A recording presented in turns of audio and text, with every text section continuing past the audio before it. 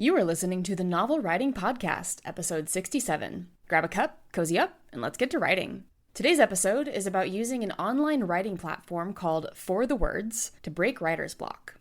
4thewords gamifies your writing. Studies actually show that when we gamify things, as in getting rewards for doing certain tasks, we get those hits of dopamine that tell us to keep doing those things.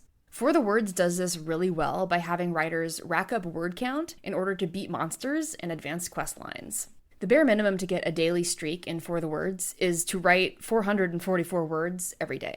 The longer you keep your streak, the more rewards you get. As of this recording, the longest streak on record in 4thewords is over 7 years, which I think is pretty awesome. Now you can start off with a free 30-day trial, and after that you can either use real money to buy subscription time, or you can be smart about the quests you pick up during the first 30 days to build up resources for a free subscription time. If you play it right, you probably won't have to pay for any subscription time, but I did because I like supporting indie platforms like this one. Side note, if you end up starting 4thewords during NaNoWriMo, they give you a code to get, I think, 30 days free with the app. Now, I use 4thewords every day, but I don't just write fiction on the platform.